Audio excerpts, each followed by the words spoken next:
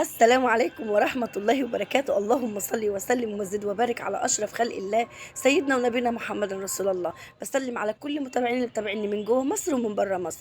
ربنا يخليكم ليا وأدامكم الله نعمة في حياتي.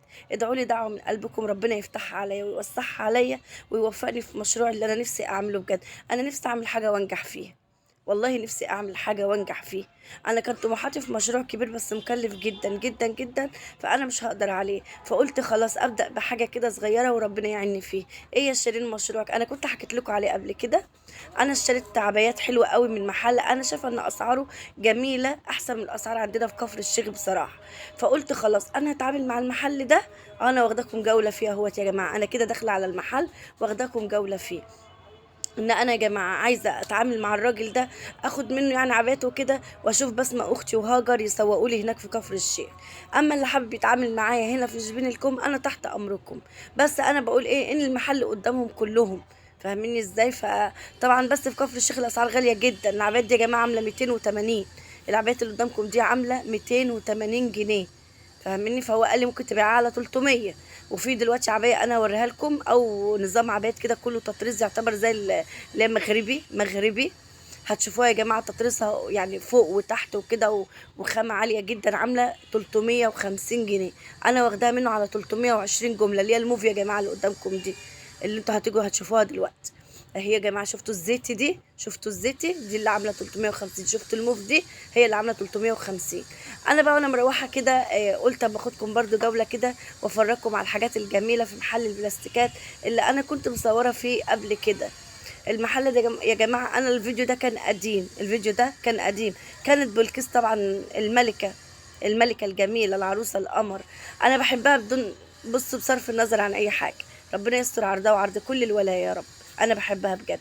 كنت حابه ان انا اعمل لها يعني جوله وكده، اللهم صل على النبي. فانا ما كنتش نزلت بصراحه يعني كل حاجه. يعني انا نزلت يعني مقطع كده صغير، والاخير قلت خلاص لو عجبكم الجوله بتاعتي هبقى اخدكم معايا واكمل لكم تاني. فقلت خلاص عشان اكمل فيديو هيبقى صغير قوي، طيب اكمل لكم الفيديو في حاجات كده في محل بلاستيكات والصيني. بص كلها حاجات بتاعه العريس والعروسه، بصراحه بتاعه العروسه يعني.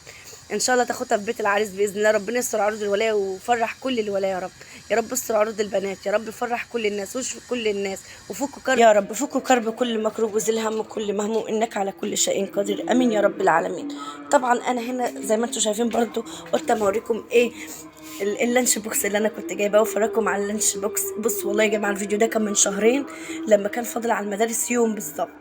سبحان الله، ادينا خلاص هنمتحن الترم الاول قصدي. الله يصلح حالكم يا رب، الله يصلح حالكم وحال امه محمد يا رب. المهم يا جماعه انا ايه، قلت لهم اخدكم كده في المحل عشان يبقى الفيديو طويل، ما يبقاش الفيديو قصير يعني. قلت له يا شيرين الفيديو اللي انت عاملاه لنا ده فيديو 20، طب لما تعملي فيديو اعملي لنا حاجات يعني تاخدنا كده. والله يا جماعه عايزه اقول لكم على حاجه، الواحد بجد بيتمنى الخير لكل الناس، ونفس الناس كلها ربنا يرزقها. وعارفين لما بشوف حد فرحان بسببي او رسمه البسمه على وشه، قسما بالله بحس كده ان ربنا بيقول لي ايه، يعني انا هفتح لك ابواب الرزق لك انت كمان، زي ما انت بتكوني سبب في فرحه الناس او بتفرحي الناس او بترسمي البسمه على وش الناس، حتى لو كانت ولادي. يعني حتى لو كان ولادي نفسهم، انا احب ان انا اشوفهم دايما مبسوطين ودايما سعداء وفرحانين، ولو نفسهم في حاجه اجيبها لهم. انا اشتغلت علشان كده. انا عايزه اقول لكم على حاجه، الراجل بطبعه ما بيبقاش قلبه رهيف او قلبه حنين زي حنيه الام على ولادها. حنية الأم على ولادها دي ربنا كده هو سبحان الله اللي مسخرها من عنده، سبحان الله لا إله إلا الله. فطبعا يعني الأب لما بتقول له هات حاجة يقول لك إيه، هم خلاص عندهم، خلاص أنت جبتي مرة، خلاص مش كل مرة، خلاص معرفش إيه. الأم ده هي اللي دايما تحس، إيه، أنا ولادي محتاجين إيه، أنا ولادي عايزين إيه. أنا يعني انا دايما اقول اللهم ارزقني برزق اولادي، لان انا لو عايزه اجيب حاجه عايزه اجيبها لاولادي، مش عايزه اجيبها لنفسي. انا عن نفسي الحمد لله شبعت، والله شبعت الحمد لله.